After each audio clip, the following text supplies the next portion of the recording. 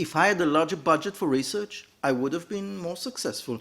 I would have researched more, employed a larger team, and I would have published more papers and been more influential. Have you ever heard similar statements? I have, repeatedly. But which part of such statements is actually true? To what extent do research budgets really affect scientific productivity? Is it a one-to-one correlation? An extra dollar adds a where to research papers? How do scholars convert research grants into publications? What is the conversion formula? And if you want to significantly increase scientific productivity, exactly how much do you need to invest? How many articles will $10 million yield, for example? Well, today I provide the answer. I bring evidence from a new article. You want a short promo? Money makes a difference. Today, I will reveal the difference and explain what happens in the process of converting research budgets into publications. Let me clue you into the context. In recent years, I have interviewed close to 300 scientists, male and female. All of them were in a kind of budget crisis. They all described severe budget shortfalls. Scientific poverty, they called it, or budget hunger. Many have said that given the shortage of budgets, it is increasingly difficult to conduct advanced scientific experiments. To illustrate scarcity, here's a clip from the movie Jerry Maguire. The film tells the story of a football player's agent who tries to keep one of his talented players. "Show me the money," Cuba Gooding Jr. shouts at Tom Cruise. "Show me the money." Half a minute, and we're back. Show you the money. No. Show you the money. Louder. Show me the money. That's it, brother. You got to yell that shit. Show me the money. I need to feel you, Jerry. Show me the money. Jerry, you better yell. Show me the money. Show me the money. Show me the money. Show me the money.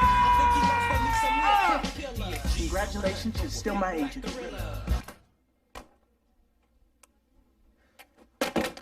Congratulations, you have won a research grant. This means that you still have a chance for having a career, that you still have a chance to get tenure, and you still have a chance to be promoted for professorship. Because without research budgets, there is no research. And if there is no research, there are no publications. And if there are no publications, then there is no career and no tenure and no professorship. Simple. Money makes the world go round. And you need to be shown the money. And not just to be shown the money, you need a research budget. But think for a moment about the other side as well, about the side of the administration of science, from the side of the Ministry of Science, for example, or from the side of funding agencies that budget research. Science administrators view research grants as an investment, and they expect that in return for grants, scientists will publish new innovative papers. Funding agencies expect to see a return on their investment, a return that ultimately translates into public goods, drugs, technologies, knowledge, and understanding. Essentially, they expect publications to emanate from research grants. In some areas of innovation, the payoff can be patent registration and commercialization of knowledge, but in most scientific fields, the expectation is for scientific publications.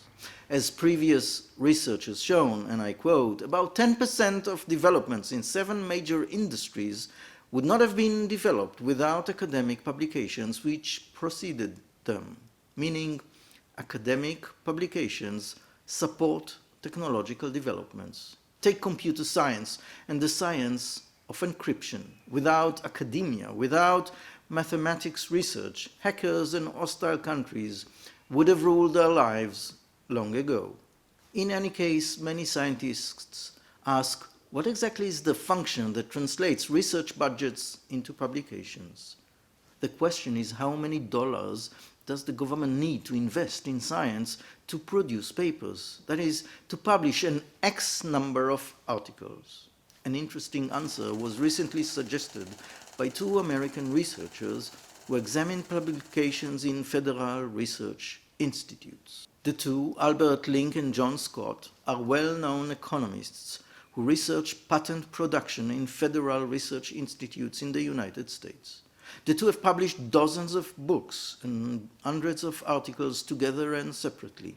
In any case, In February 2021, they published an article in Scientometrics in which they examine research output at 8 federal research institutes in fields such as medicine, physics, and computer science. At its core, the study is seemingly simple. The researchers correlated 2 columns of data. The first column refers to the economic input in dollars to R&D, namely research and development. The second column refers to the number of publications in scientific journals that each institute has published in any given year. The researchers collected annual information for the 2 indices at each of 8 federal research institutes and did so over a 16-year period from 2003 to 2018. Using econometric models which estimate output for input by a legged model, they found the impact of addition of budgets to each institute on its scientific productivity. Well, does money make a difference to science? It does. Link and Scott show that a 10% increase in budgets increases the total output of a federal research institute by the order of 15 to 21.5%. That is, investment in research yields more papers. For each increase in budgets, the institute produces additional papers, thus assuming that scientific publications eventually translate into value for the public in the form of drugs, monitoring of network activity, or the development of innovative technologies. Well, budget increases translate into greater contributions to the public. The findings show that investing in science is worthwhile. It's a bit like investing in a good stock.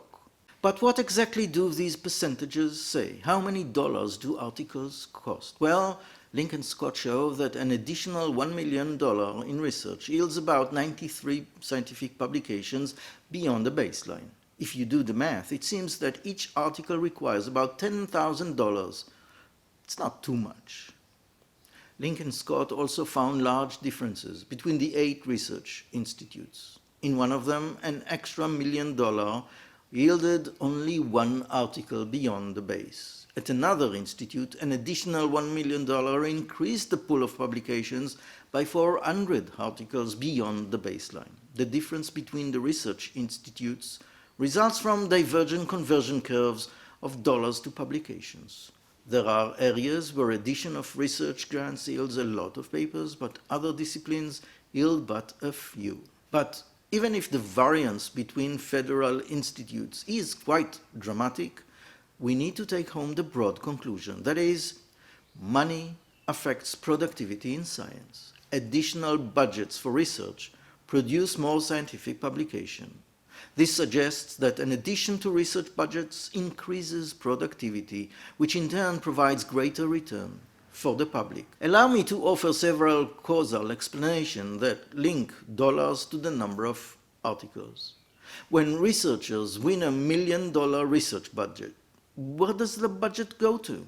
Well, there are some conversion options between budgeting and publications. In physics, for example, an extra budget can buy extra experimental time at a research site like the CERN in Switzerland. And when researchers have more time to conduct an experiment, they can conduct it and subsequently publish the findings. Money bought experimental time, time became research, research became publications, circle closed.